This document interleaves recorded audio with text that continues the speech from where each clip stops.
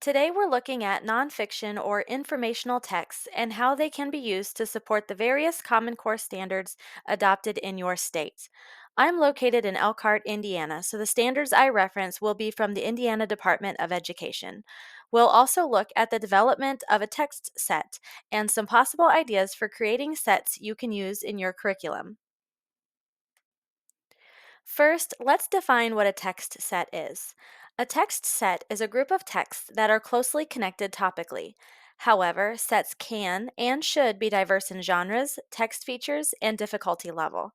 Sometimes sets can be designed around one anchor text. All other books are then considered supplemental, supporting and building off the ideas of that anchor text. It's also possible to design text sets to build in difficulty and complexity. It's important to note that we are looking for quality nonfiction.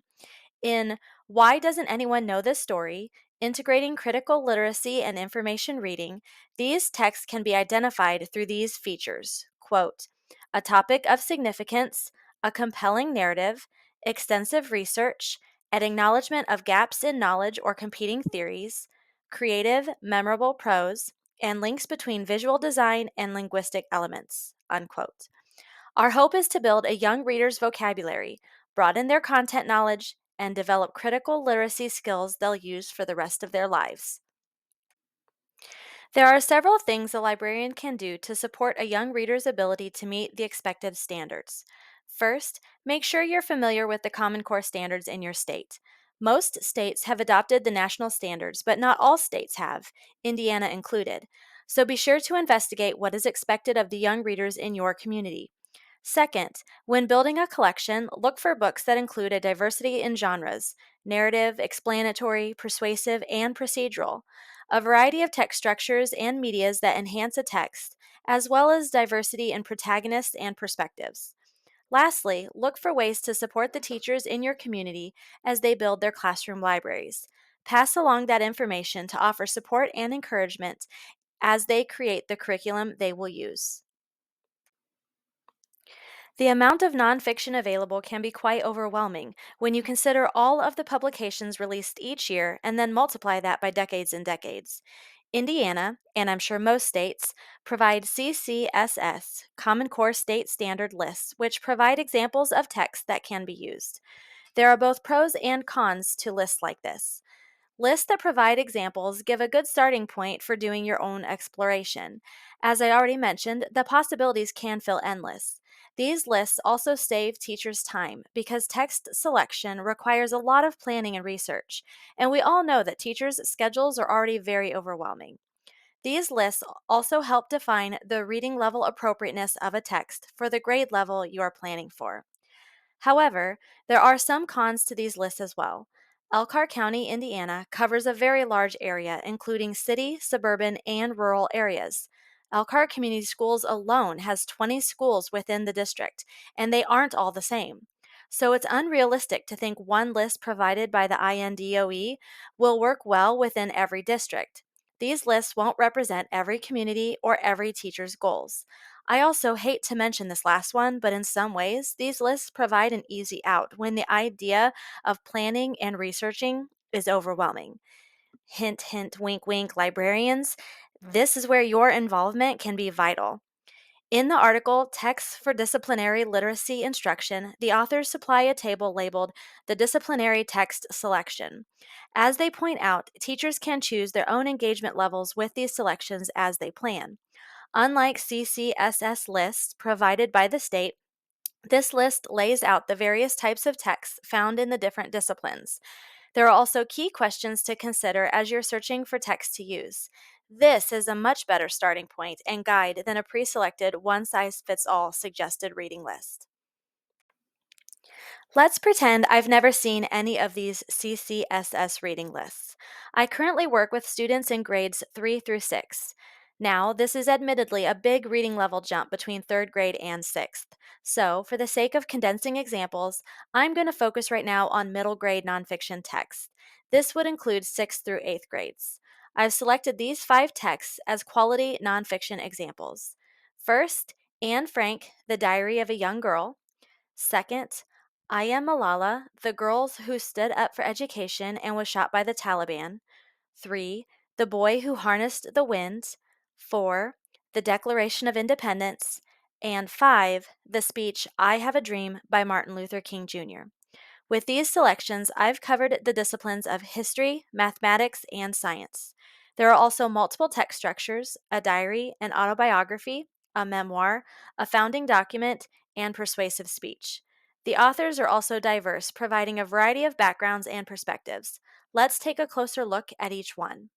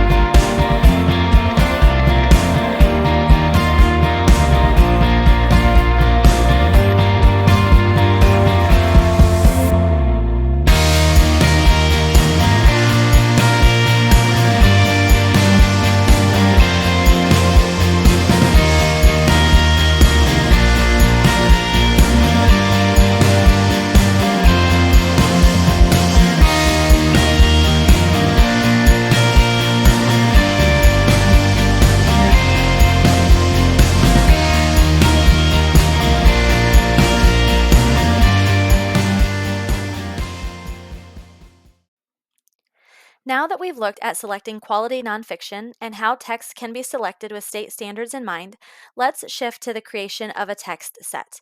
For this example, I've put together an elementary level text set using the topic of the United States National Parks. Again, because the building I work in includes grades 3 through 6, I've chosen to think about grades 3, 4, and 5 more so than K1 and 2. As I was looking for books to include in this set, I wanted diversity in genres, perspectives, reading levels, and media to analyze. These are some of the key ideas that connect the books I chose: environmentalism, history, geography, travel and exploration, and the idea that you as an individual can make a difference. There are also numerous subtopics that could fall under the umbrella of national parks as well. My first book selection is an explanatory nonfiction text. The author's purpose is to inform the reader and explain various aspects of the national parks. I would consider America's National Parks by Alexa Ward to be an anchor book for creating a text set. She opens the book with a full map of the United States that includes the location of each of the 63 national parks. Each park receives a 2-page spread that includes basic facts, things to see, things to do, and a brief description of what it would be like to visit. There are beautiful photographs of the landscapes and wildlife, but the illustrator also included cute cartoons that add a whimsical effect. There are some vocabulary words highlighted throughout the text with a glossary and index provided in the back. The young reader will feel they are taking a tour of the national parks as they read through this text. Some of the text may be more challenging for lower elementary readers. However, there is still a lot of information to be gathered from the pictures and captions. I felt a topic like the national parks required an overview book with essential information from all 63 parks. From here, text could be selected on individual parks that goes into more depth. Elkhart County is relatively close to the Indiana Dunes, and many families from this area visit that park. So, it would make sense for us to include books that provide a more in depth look at the Indiana Dunes National Park. However, having this book by Alexa Ward shows the vast beauty in our national parks across the country. My next selection is a narrative nonfiction text. It uses a narrative text structure including characters, setting, rising action, climax, and falling action. I should not have been surprised to find so many narrative nonfiction options around the topic of national parks. Many elementary readers are going to be more attracted to a narrative text format than a large explanatory text. Cactus Queen, Minerva Hoyt establishes Joshua Tree National Park, tells the story of Minerva Hamilton Hoyt, who found refuge in the Mojave Desert of California. Where some might see heat, strange plants, and sparse landscapes, Minerva saw unique beauty and peace that she loved. Finding others who saw what she saw was not an easy thing to do. It took years and creative thinking to share the Mojave Desert with the world and to convince the president that it should be designated as a national park. But she didn't give up.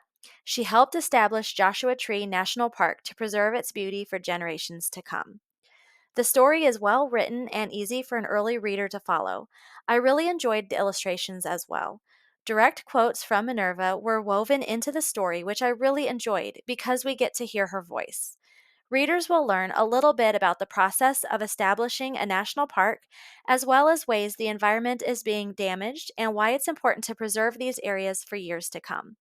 In the back of the book, the author has included more information on Minerva Hoyt, Joshua Tree National Park, national parks in general, and tips for budding environmental activists.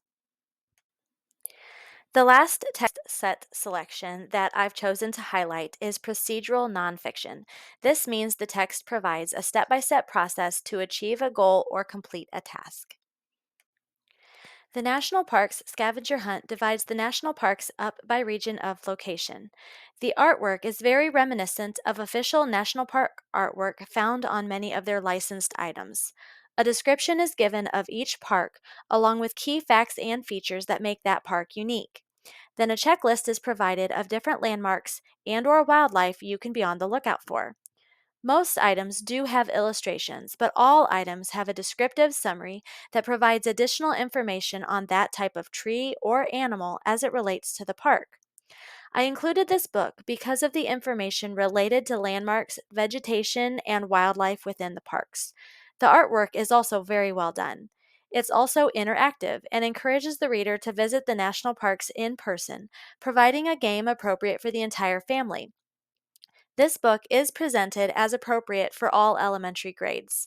However, the text in the book would be complicated for most early elementary readers. This is definitely a book for a family to enjoy together. However, in grades 4 or 5, readers could find this book to be incredibly informative and a unique format to read. The next few slides will discuss some other great books I found that would be good additions to our text set. Graphic novels are incredibly popular with young readers, and I found a great option to consider. History Comics is a great series that tells history with a little humor. Their National Parks book talks about why we have national parks, how they were founded, and how the National Park Service was created. The author uses a bald eagle and Bigfoot as the narrators for the story, and they do discuss America's westward expansion and this idea of claiming the land while also preserving the land. Your reluctant readers will really enjoy this one. As I previously mentioned, I found a lot of narrative nonfiction related to national parks. Here are four more that I thought would be worth consideration, and this doesn't even exhaust all of the possibilities I found. I also really like the idea of adding a wilderness guide as procedural nonfiction to the set. Several of the texts I found included a short list of wilderness safety tips, so this text would tie in well and expand upon ideas they've already been introduced to. Though we're focused on nonfiction, I've decided to include a few fictional stories that I found. These would be appropriate for upper level elementary, like grades 4 and 5. I actually found Willa of the Wood and Willa of Dark Hollow by Robert Beatty while visiting the Smoky Mountain National Park this past summer. It's a fantasy story about a young night spirit whose clan lives in the Smoky Mountains. Where the Sky Lives by Margaret Dillaway is about an amateur astronomer named Tuesday Beals and is set in Zion National Park. Her favorite stargazing spots are being threatened by house developers who plan to build near the park. Tying fiction reads with nonfiction text is another creative way to build a reader's interest and knowledge in a topic. The topic of U.S. national parks is relevant to several social studies and science standards outlined by the Indiana Department of Education. I've come up with several other topic ideas for text sets that would also relate to specific standards from the IDOE. Fourth grade social studies standards focus on Indiana history, which includes a lot of history on Native American tribes from this region. One of the challenges for finding books on this topic is that it's an incredibly small niche. There are quite a few nonfiction texts for adults, but not nearly as many options for young readers. Another challenge will be the limitation in perspectives available. However, I did find one book titled We Are Still Here, which reminds readers that Native American history is not a closed chapter. There are still many ongoing issues today. Along with environmental topics, like the U.S. national parks, third graders in Indiana are supposed to meet standards regarding Earth's systems. This would include weather and climate. This topic won't be nearly as challenging to find books on as Native Americans from the Midwest. However, because we are learning more all of the time, I think it's important for science texts to be as up to date as possible. So, finding a variety of recent texts within reading level could present a few challenges. One title I found is What's the Weather by Fraser and Judith Ralston. Fraser is a chartered meteorologist and Judith is a weather presenter. The graphics are colorful and eye catching, with information broken up into small bits, which are easier for a young reader to digest. However, the book doesn't use varying fonts, and some text shapes are built into the design of the page. While adding to the interest of the book, some of these elements could prove to be challenging for some readers. The possibilities may seem endless, and in some ways they are, but creating intentional and focused text sets will help set your students up for success. They'll be exposed to a variety of text options, build their content knowledge of specific topics, and maybe realize interests they didn't previously know they had. You never know when the right book will be the spark to create a lifelong reader.